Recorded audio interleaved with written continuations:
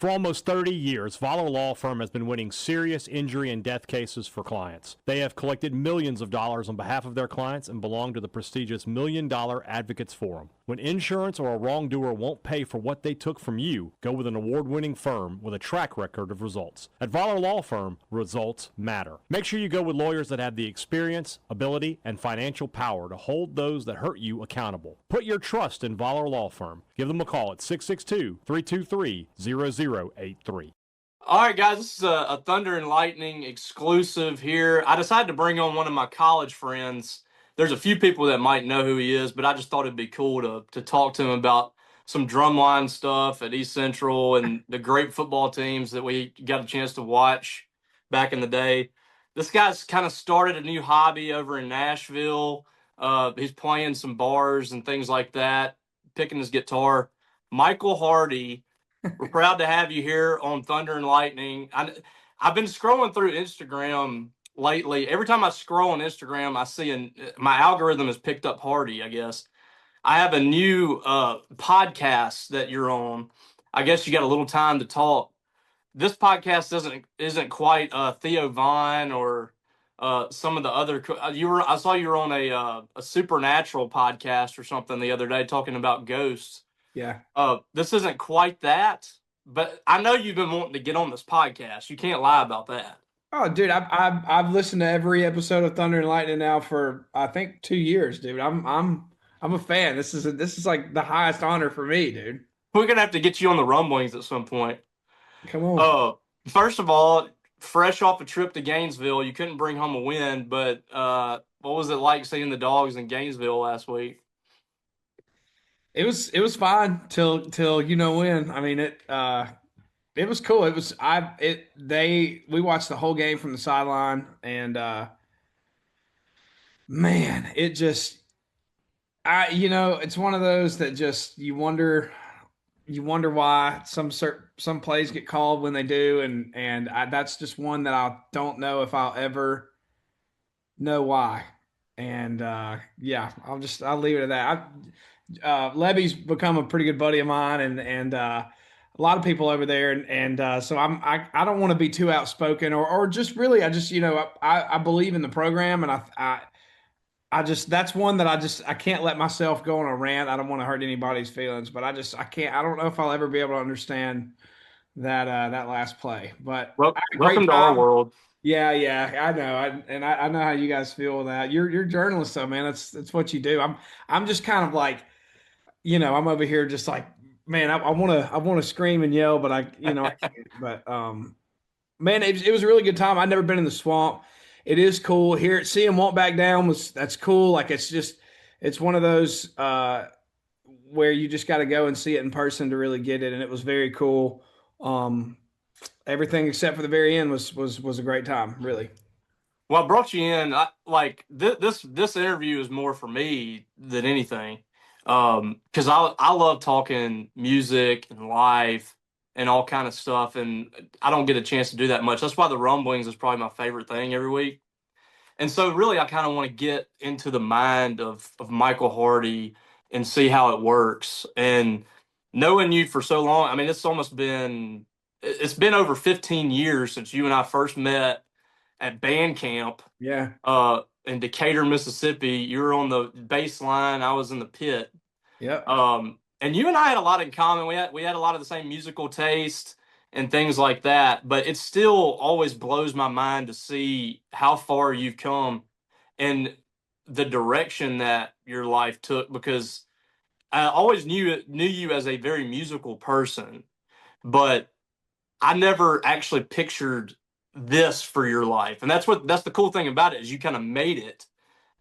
You made this your life. And one of the things I want to talk about was these tours that you've been going on lately. You started off, I remember a few years ago, you're playing Rick's, which is kind of crazy. You're playing Rick's with Morgan Wallen. Yeah. And to see where you are now at him too is really insane. That kind of speaks to Rick's too, how they're able to kind of see the talent before it really gets to where it is.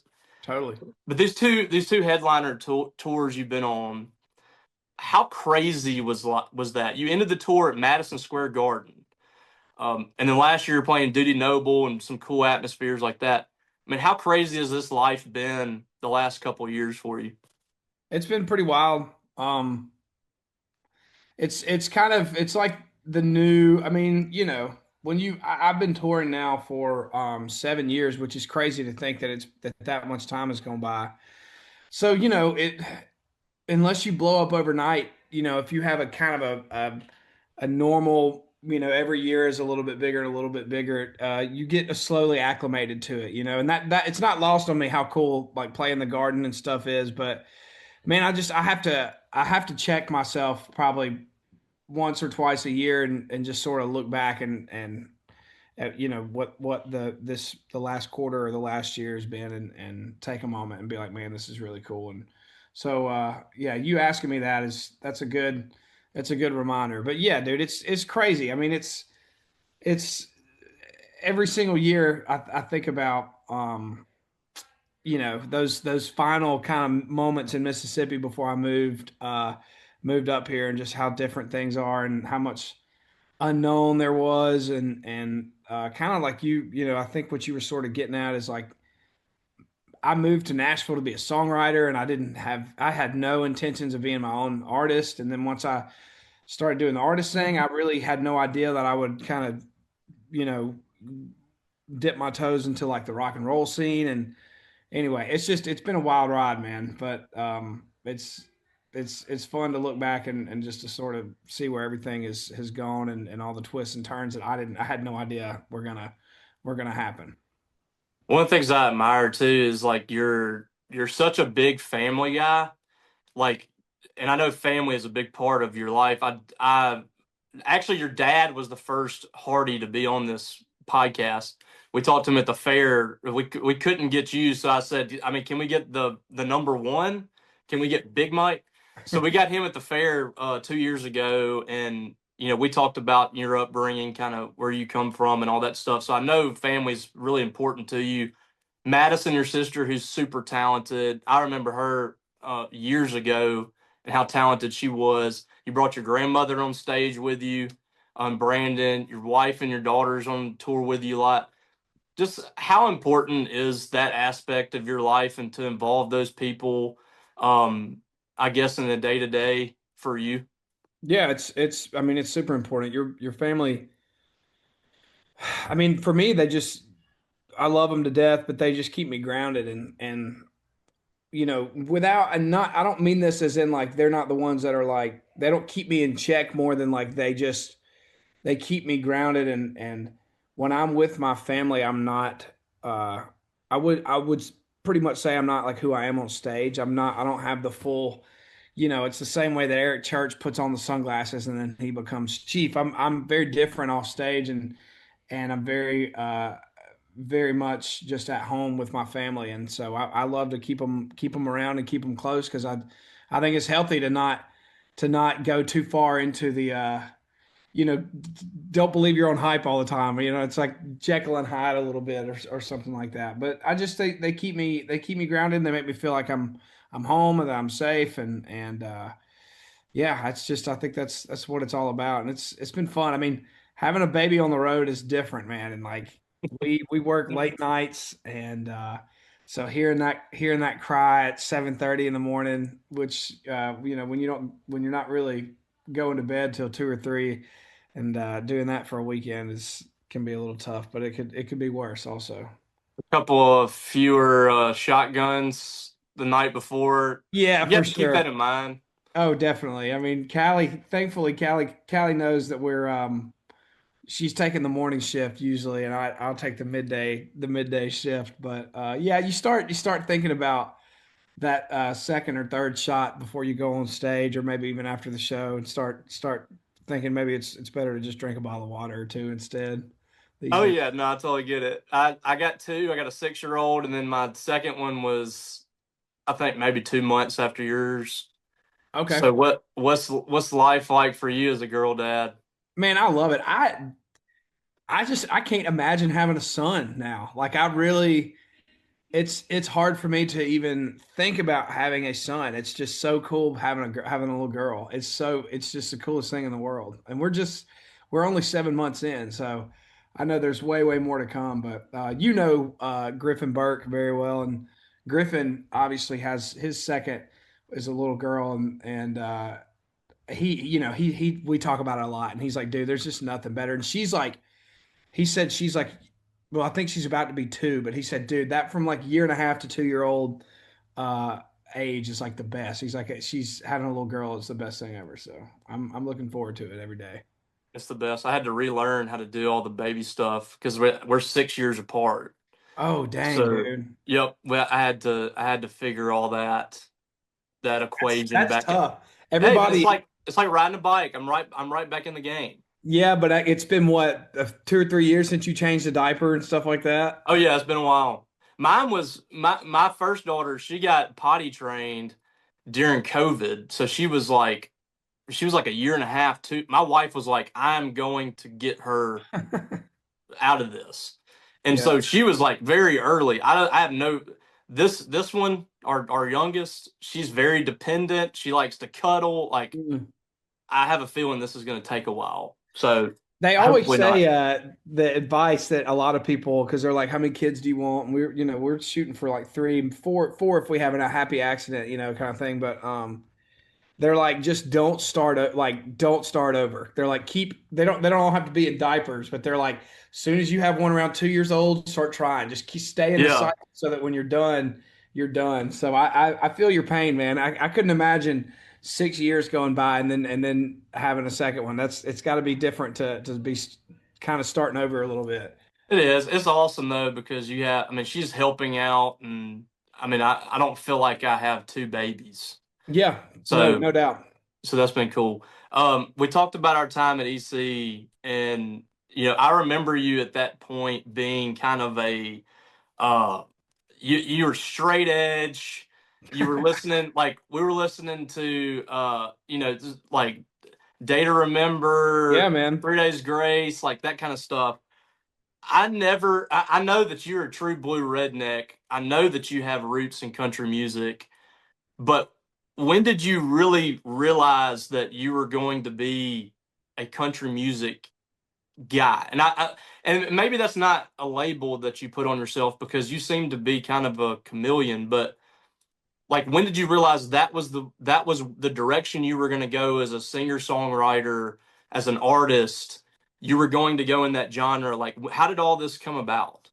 Man, I didn't really kind of have that moment until after I had already moved to Nashville. I was in my first year at MTSU, and I there's like a moment where I was like, dude, if this is country music, then this is what I want to do. And it was when I heard Homeboy. Eric Church has a song Homeboy, and I heard it on the radio driving to class one morning. And I was still, at the time, like I was writing these songs that just didn't sound like anything, and it was just there. It was like incubator songs, you know what I mean? It's like I was still like figuring it out and trying to figure out like how to write a song and what my thing was going to be and my sound and all that. And man, there's just something that struck a chord with me with that. And I had already been like a big Eric Church fan, but I didn't know if I didn't know what I wanted to do with my music yet. I really had not figured it out. And for whatever reason, man, I heard that song and it was like something changed in my brain chemistry forever. And it was like the mix of like how rock and roll that song is, how specific of a situation that song was. So, the song is about like talking to your brother who's like kind of going in a bad way and is, doing some bad things.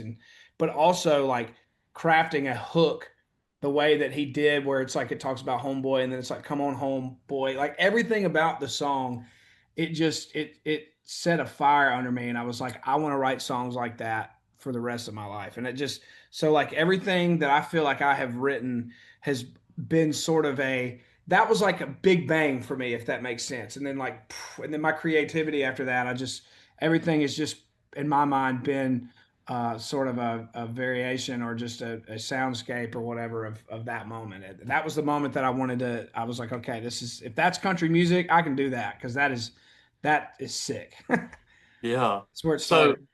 so when you're in Nashville and you start to get going.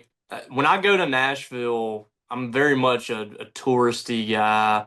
I I know it's for some people it's becoming kind of a sin, but I go to Broadway. I love going into all those bars and just listen to people. I would just go sit and listen to people play music. Yeah. I was walking down. Um, I forget the name of the bar, but it was during the SEC tournament. And I went in there. First, I was walking by and I heard a very familiar riff, and you know this riff if you hear it. It was "Walk" by Pantera, Yeah. and so I was like, "Hold up!" And so I walk in there. I was in that bar just sitting by myself for 2 hours listening to this band. It was a three-piece band playing Limp Bizkit, Pantera. Like I was in heaven. And so there's people like that up and down Broadway. Like they are there trying to make it. What was your Nashville story? Did you have that experience? Did you get your foot in the door?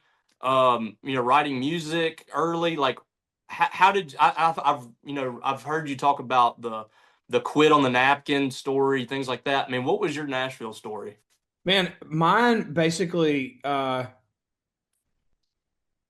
story short, I went to MTSU, but I was my last 2 years at MTSU, I was I commuted from Nashville. So I was in Nashville and I was just like writing songs with people and writing a lot of songs by myself.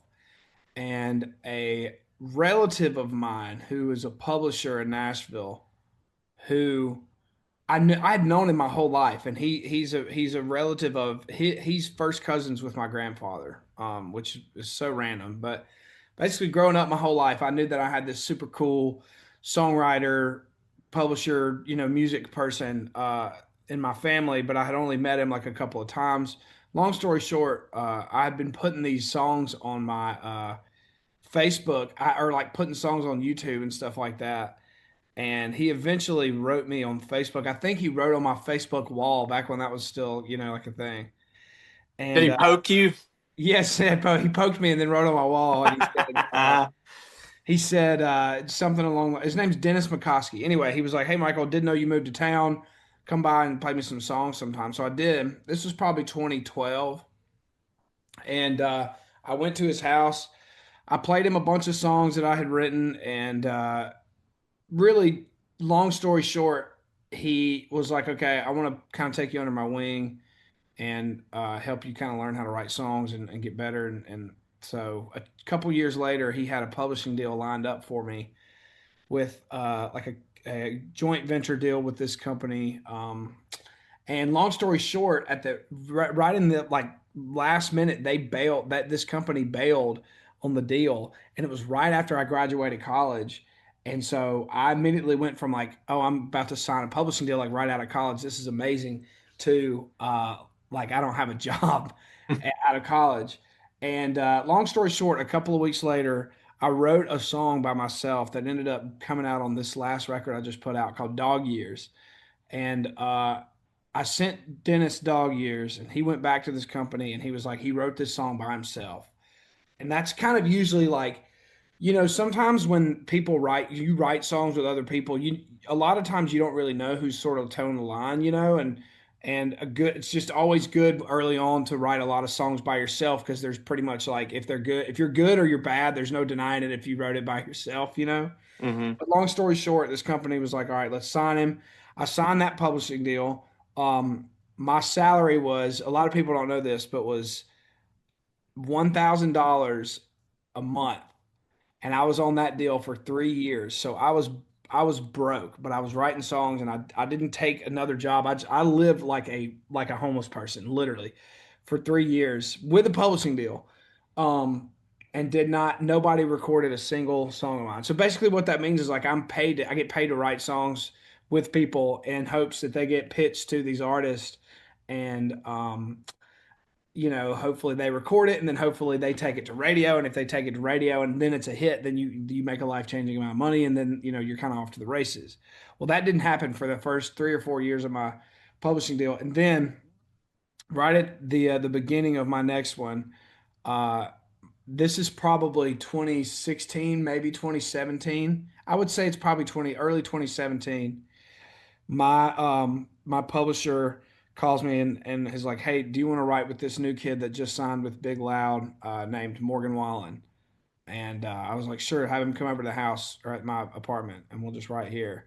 So the next day, this little skinny dude pulls up to my house, and anyway, we wrote a song, and it was not even a song that ever got released, but um, that we struck up a friendship. And about 6 months later, I wrote a song called Up Down, and I sent it to Morgan Wallen, and that ended up being my first number one. And then after that, kind of all hell broke loose, and I had gotten in the Florida Georgia Line camp because of that, and wrote a bunch of songs for them, and God's Country happened around the same time.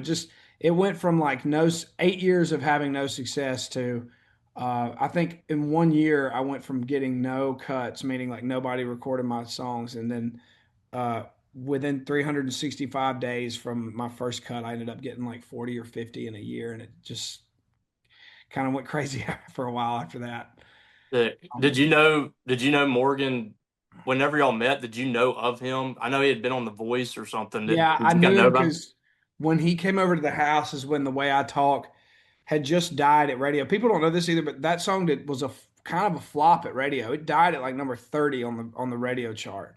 But just with his success, it's it's obviously massive now just because of how big he is. But that was his first single, and it actually did not perform well at radio. But I knew that song, and so I was like, man, this song is sick. Like this, I like his voice. This is a good song. So I was like a fan. So when I got the call to see if we wanted to write, I was like, yeah, absolutely. But still never knew, I mean, a couple of years later, I'm on tour with him, and like he's having great shows, but you still there was just no way of knowing how big he was gonna be one day. It was just it still blows my mind, but there was no way to predict that. Like it's hard to explain, but like he's a great singer and a great entertainer. His band is awesome, but there was just sometimes I just think it just happens to people, and you just for whatever reason they were the chosen one, and that's exactly what the world needed or wanted at the time. So I couldn't, I knew he was going to be a star, but I had no idea he was going to be the biggest thing ever in country music. It's pretty crazy. So, on the idea of your songwriting and what that process, you sat down with him. I know y'all still have writing sessions, and you have other people that you write with too. But there's so many different ways to approach writing a song, and I've heard it from so many different artists. What's your process? How does a song does a tune pop into your head and you put words to it? Is it the other way around? Does an idea pop into your head? How does that process work for you? Usually these days, it's very so.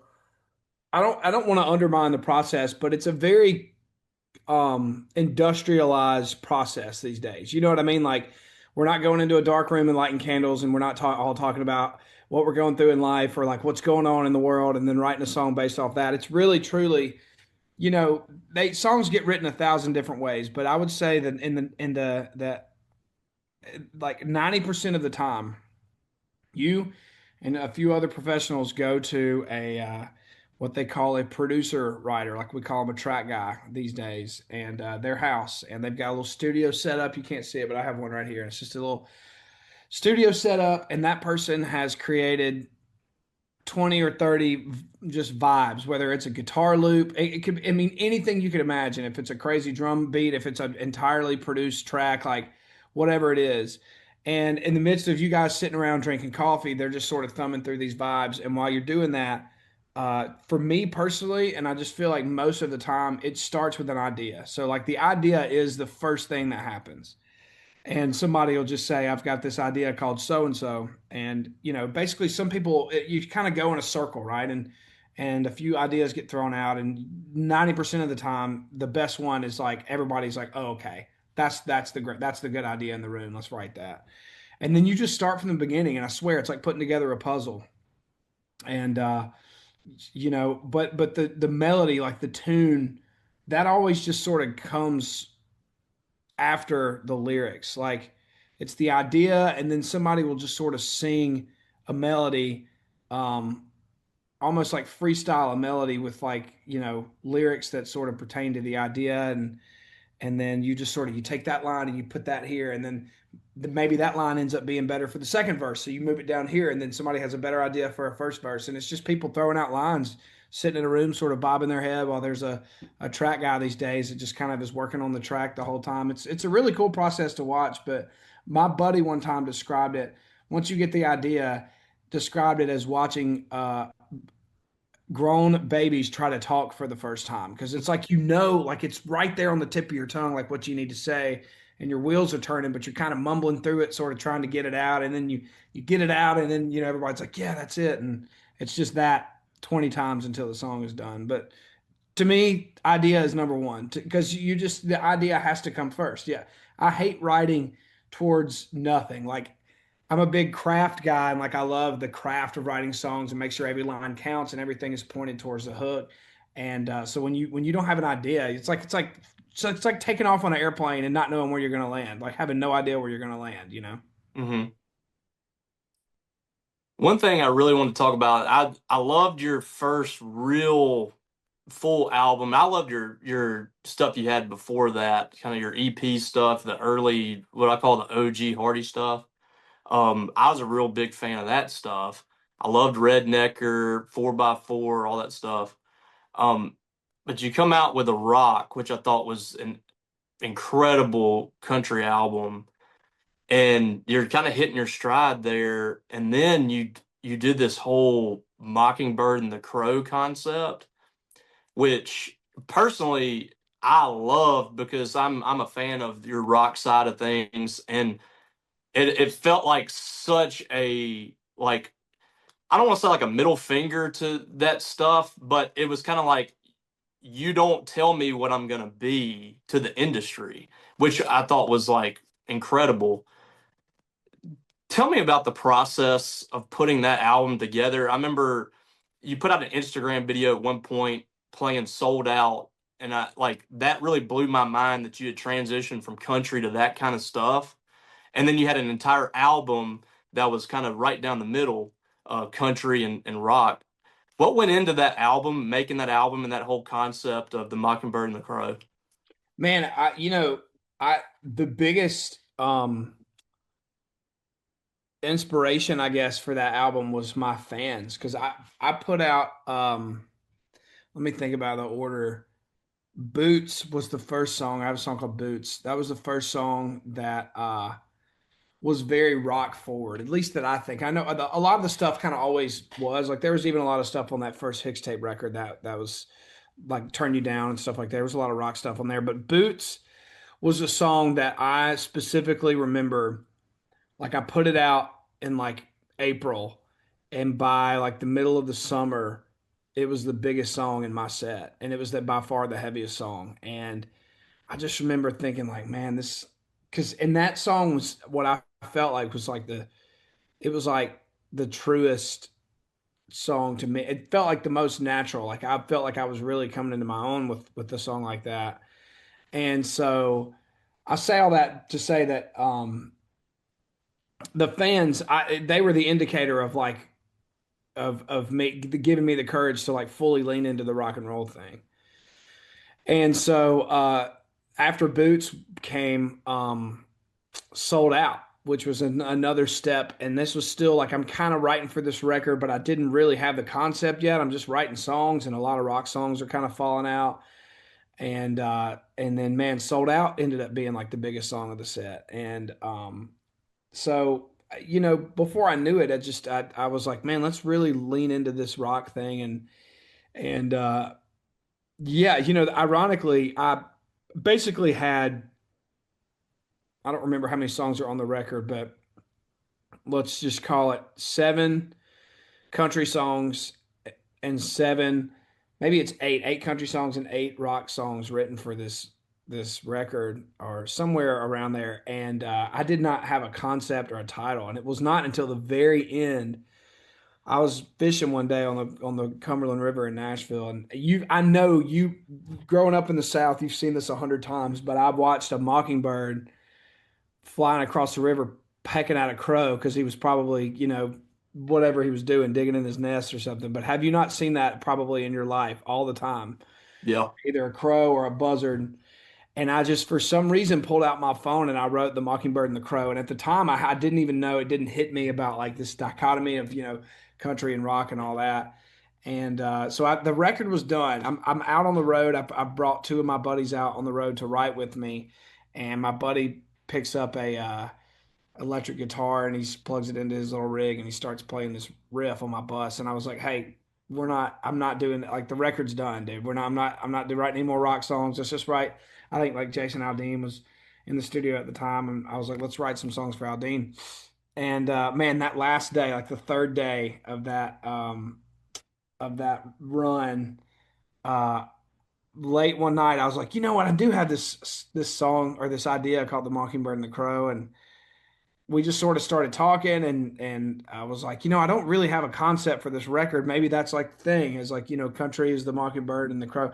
Anyway, so a lot of people don't know, but that was the last song for the record. And so the concept that kind of got written at the very, very end.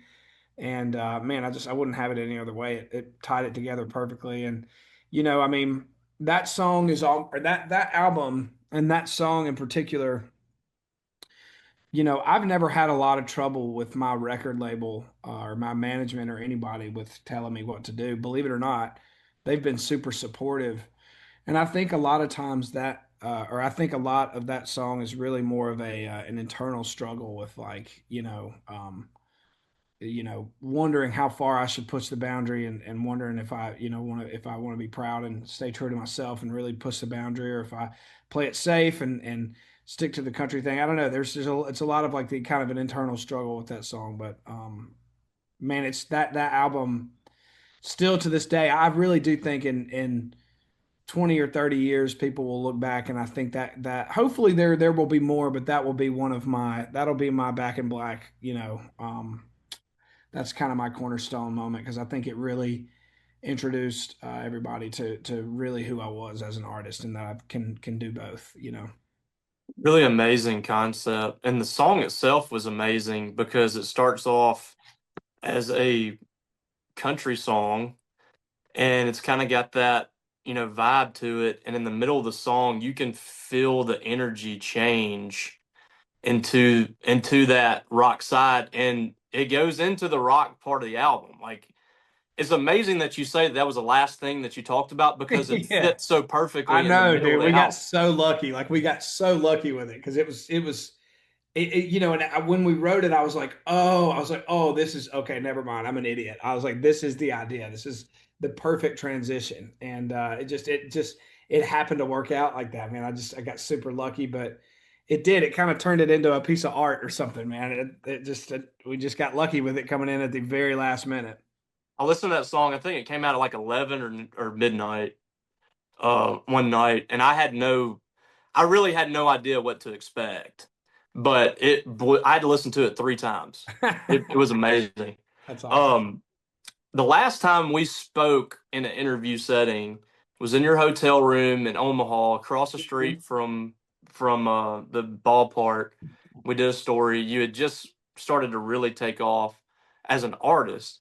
Um, and one of the things that you were setting up that year was going to the Neshoba County Fair, and that was like kind of a bucket list item for you. You're 2 or 3 rows away from the grandstand growing up, and that's a place where you grew up over there at the Neshoba County Fair. But I know another cool thing that you were able to do, maybe a bucket list type item, was playing Duty Noble. And you weren't the first person to play there, but you were the first to have that kind of concert, a big blowout. People in the outfield, the stands filled up, things like that. That's a concept I had been begging people to do at Mississippi State for a long time, specifically with you. How did that all come together, and what was kind of your experience with that playing at Duty Noble and playing in front of Mississippi State fans at a venue like that?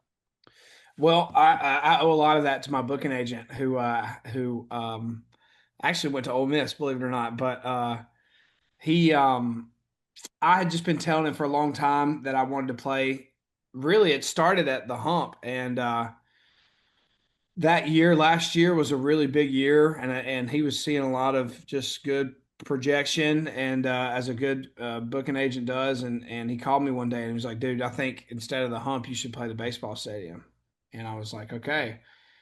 And man, yeah, it was sort of started out as an idea, and it came to life, and it was awesome. If I went back and did it again, I wish that we could have played on the original day, because that hurricane. I remember was it a hurricane that came Yeah. through? Hmm. Man, it blew a bunch of stuff around, and it was a little crazy, but it was the coolest. It's the coolest show I've ever done. I can confidently say, like, that's the coolest show I have ever done, coolest venue I've ever played. That nothing will come close to that. But man, yeah, it just started as like an idea, and he really wanted me to he really advocated for us to try to make that happen, and we did. And I would do it again in a heartbeat. It was so fun, such a special thing, and man, I grew up going to baseball games, as I'm sure you did too. My dad would sign me out of school, second, third grade, for years, and we'd go up and watch home games, and so to just have such a like a full circle moment is insane, really cool. Yeah, it was awesome. You've dropped some names in here.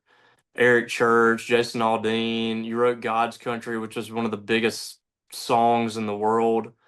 With Blake Shelton, and that was your song, and something you'll always be able to kind of stamp. But you've had all these other artists that you've had a chance to work with. Uh, You had Lainey Wilson kind of starting off with you. Steven Wilson is incredible. He's the next man up. I've been so impressed with him. Morgan Wallen, like you said. What's it been like just getting a chance to rub elbows with these people and sit around? I saw you playing with Eric Church the other day, playing some, I think it was like Stone Temple Pilots or something. Um, what's it been like just getting a chance to know these people and learn some things from them too? Man, it's really cool. Um, the cool thing about country, and I've done some stuff in the pop world, and a lot of those people are there's a lot of people that are very nice.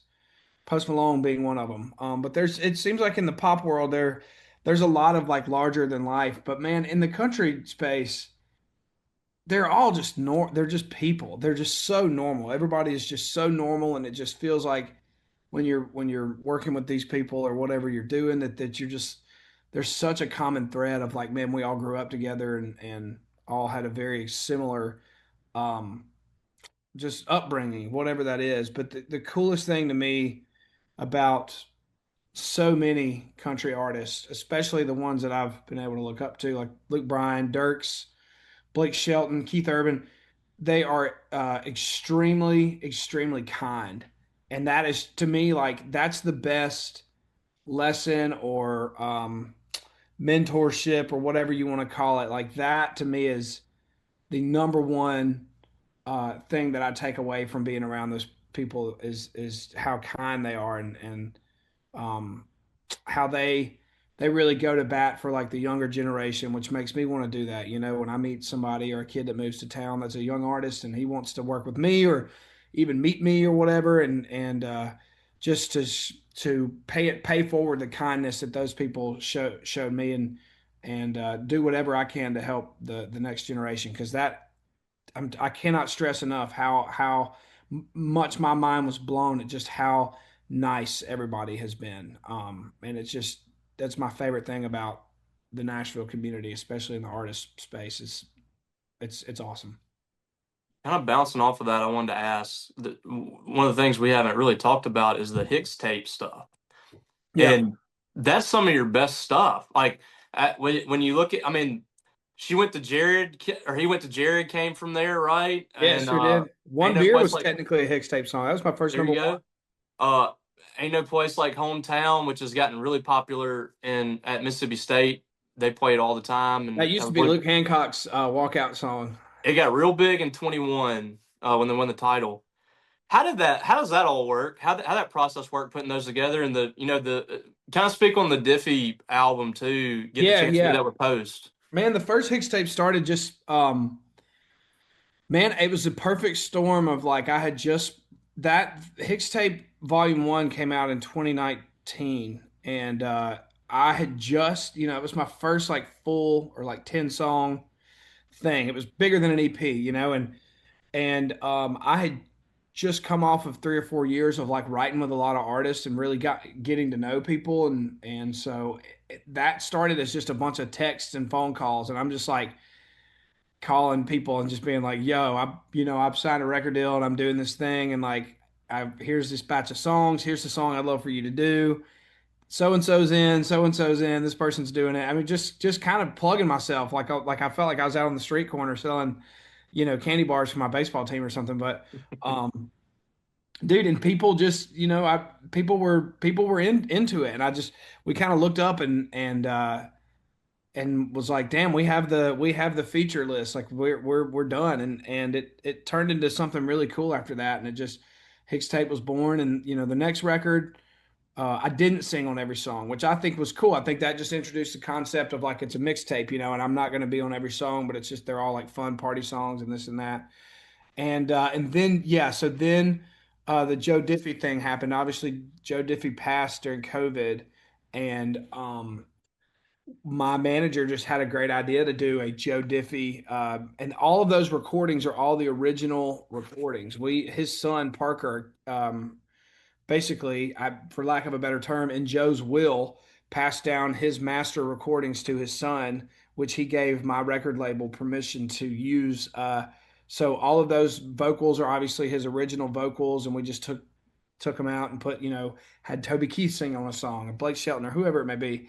And man, that's one of the coolest projects I've ever been a part of, because I got to spend a lot of time with Joe's son, Parker, who is like, he's such a trip, but he got to share with me at a party that like this was a huge part of his family's healing, was like hearing their dad's voice again, and just that was just a big part of their process for really saying goodbye to him, and that to play such a small part in that, and such a important, cool, part of country music history, with Joe Diffie being as big of a success as he was really cool. So yeah, the Diff tapes are awesome. I don't know, I haven't Hicks Tape Volume 4 hasn't been talked about in a while, so I don't know where we are, but we're gonna have to get on that pretty soon. And we will. We'll get to working on that.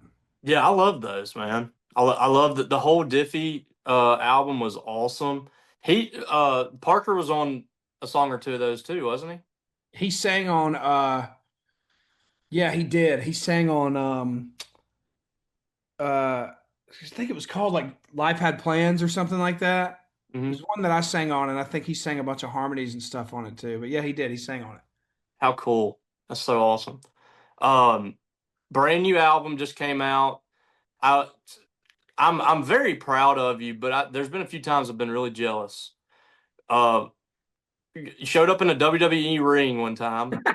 I was really upset about that.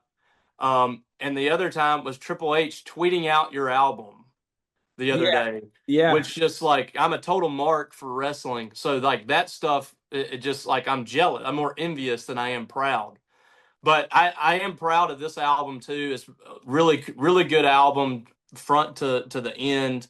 And I know you're getting set for another tour as well. What's kind of next for you? I mean, what are you kind of building right now? Do you have another album you're building behind the scenes? Are you focused on this tour? I mean, you seem to be like constantly going. What's next? Yeah, I mean, I don't know. I've been writing some songs, but just to write. But I don't know. I haven't figured out what the next thing is yet. This was very much intentionally like a country record with like a bunch of songs that could sound like they could be on the radio type of record. And that, as you know, is kind of a little bit different than what I've done traditionally. Um, but I don't know. I'm never going to leave the rock space. I'm never going to leave the country space. So I'm just sort of constantly always finding the way to navigate that. And so I have no idea what's next. I've got some other weird projects that are kind of always on the back burner that I need to sort of get back on. Some stuff I'm really excited about. I can't really talk about, but different kind of alter ego kind of stuff that I've got in the works as well. And I don't know. I've got a record label now, and I got a band, Sicarus, which I know we talked about that the other day. Mm-hmm. who I think is awesome, and I'm really trying to work with those guys and get them to take flight because they're really good, and um gotta be a dad, to be a family man in there. So there's a lot going on. There's a lot to navigate, but um my wheels are always turning about what's coming next, especially after I put once a record is done, like my that creative, like whatever thing I was in is gone. Like I push that over and I'm like, okay, what's going to be the new thing? And so I hadn't figured it out yet. So hopefully within the next year or so, we'll get it dialed in. We need some more covers. I need we had Blurry. We had you done Plush, I think, from No, Stone big Temple. empty, big Big empty. Empty, that's right, Yeah, which I love. We need some more covers. yeah, we did. We covered "Love It If." Let's see, "Love It If We Made It." It was a 1975 song, Yeah. and that was in my set this year. I do a cover every single year, so I've got to figure out what song I'm going to cover, and I'll be putting that out too because we do. I do a cover for every single tour. We do something different. So I got to figure out what it is. It's tough. Covers are weird, man, because it's like you want it to be cool, but it's got to be for me. It's like it can't be too cheesy. It's got to be like the perfect song.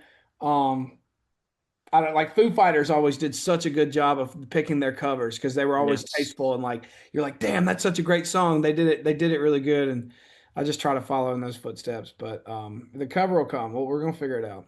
I thought Blurry was. I said when you put it out, this is Michael Hardy at his core. Yeah, no This doubt. is this is old school. This is Michael Hardy teenager. Like this is 100%. Michael Hardy in college. Like it fit to a T. Yeah, dude. That I mean, that's the most fun. That's the most fun I've ever had singing a song. Of all my songs that I've sang now, over 100 or so, Blurry was by far the most fun, no doubt. So with that said, like, what do you kind of consider your major influences in music? And it could be local people, people that you grew up with, or the music that you listen to. I mean, who's your biggest influences? Well, I mean, I owe my dad. My dad is the guy that introduced me to rock and roll. By he pretty much forced it upon me at a very young age, which I'm very thankful he did. But his stuff was, it was classic rock, and then up to probably around the time that he was doing it, which would have been the mid '90s. So just any of that, he wasn't a big Nirvana guy, but he liked Pearl Jam, and I think he STP and all that. That was his jam. And then around the turn of the century when new metal became a thing, that's when I would say that's when he he passed it to me and just let me take it and run with it because that wasn't really his thing. But He wasn't a big Corn and Limp not a Bizkit big guy. Corn guy, no. But Kid Rock, even that Devil Without a Cause record was super revolutionary, and it stuck with me. All the new metal stuff, and I mean I've said this before, but dude, anybody that in the moment says that they weren't a Creed or a Nickelback fan they're a complete and total liar. They can say it now after the fact, but I guarantee you they were all listening to all that stuff. I was the biggest fan, all that stuff, man. And then on into the years where you and I knew each other, and it was like 3 Days Grace and Shinedown was really big then, and Breaking Ben and all those guys. But yeah, I mean, Day to so much remember. rock and roll. Yeah, Day to Remember. So much rock and roll. And then, really on the songwriting side, like Eric Church, Brad Paisley were two like big influences with their writing. But from the writing side, I didn't really start like digesting and paying attention to that stuff until I moved to Nashville. And honestly, the songwriters were the ones that were more inspiring to me. So like guys the world has never heard of, but Rodney Clawson, Casey Beathard, Craig Wiseman, just these guys that like they wrote. If you knew the songs they wrote, you'd be like, "Damn, they wrote my favorite songs on the like country songs that I've ever heard." But Hmm. it's those guys; it's their voice. It's like they're the real writers, and so they were the really big inspirations for me as from a writing perspective once I got to town. But all that music stuff, man, it's all me and you are we're neck and neck on that kind of stuff, dude. That's weird. We have the same taste, and that stuff heavily, heavily influenced me for sure. I saw Creed twice in the last year. Mm. I was taking advantage of it all. I saw him at Brandon Amphitheater, and I saw him in Memphis earlier this year. With Tremonti My still, right? He's still with him, right? who? Tremonti? They're Tremonti? playing Oh, guitar yeah. player? Yeah. Yeah. Sick. The whole band's together. Yeah, And so good. the show is it's the best show I've ever been to. It was a spiritual experience. And I'm not joking. Like I was closing my eyes, raising my hand like I'm at church.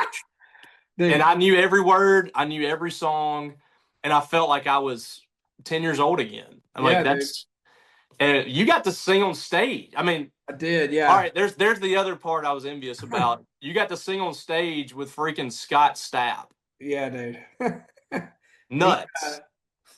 They said that they were playing in town and asked if I would sing a song with him, and my manager was like, "Can I connect you with Scott?" And I was like, "Yeah." And so he texted me, and I said, "Send me the set list." And Weathered was on the set list, and I was like, "Weathered 100%." And plus, I was like, dude, I'm not gonna sing One Last Breath or Higher. You know what I mean? Like, I'm not gonna take that away from you guys, man. Yeah. That moment. Plus, Weathered to me is just I love that song. So, yeah, did Weathered with him. It was crazy. I was super super super nervous. That was one of the few times that I like got really nervous because I just didn't want to screw up the lyrics. But we got through it. It was good. Awesome. All right, we're gonna get out here with this one. What is your top 3 songs that you've ever written? That I've ever written. And it could be, I mean, let's keep it within your catalog. Let's Okay. not go with God's Country Okay. or Up Down. What are your top 3 favorite songs? And it could be your favorite songs to perform or the favorite songs you've written. But what's your top 3? Putting you on the spot, but every Tuesday I get asked these questions. What's your top 3 Hardy songs? That's what I get asked. Okay, number one is "A Rock" is actually my number one favorite song I've ever written. Okay. Number two is "The Mockingbird and the Crow," and number three is "Wait in the Truck." Yeah, That's 3 bangers. I You mean, I nailed could it. go like "Truck Bed" or whatever, but it's those three are songs that like from a writer perspective that I'm proud of. So Yeah. for sure. No, that's great. I told you in 2021 my favorite song off that album your first album was Hate Your Hometown. Oh yeah, man. And I don't even know if you ever really play it, but I love that song. I played it 2 nights in a row, and I was so out of breath after doing it that I cut it from the set and we never played it again. I tried to play it one day and I was like, "Dang gum, man, I can't even breathe." Dude, it was so brutal, and that was back before I used to not warm up, and I do now, so I could probably get away with it now, but man, back then I was like choking on stage, and I was like, we're not doing this anymore. Man, Michael, I cannot tell you how much I appreciate this and you coming on and giving your time so generously. I've been wanting to do this, for a couple of years. I'm glad we finally were able to get it. I'm so proud of you, man. I'm your biggest fan. I've listened to everything you put out, so I mean it's awesome to see you doing this. Michael's going to be on tour, country, in April. Is it April you're coming to Tupelo? It's during baseball season, I know. I don't have I do have my phone. Let me see. Yeah. I think it's the Tennessee weekend. State's playing Tennessee in baseball in April, and Michael's going to be at the Cadis Bank Arena in Tupelo, I believe. Yeah, April 10th, it looks like. Okay. So if you don't have your tickets, you got to go see Michael Hardy in concert. Incredible show. I've been to 2 or 3 to this point. I'm going to try to get to another one, but I appreciate you, brother. Great to talk to you. Yeah, you too, man. See you next time.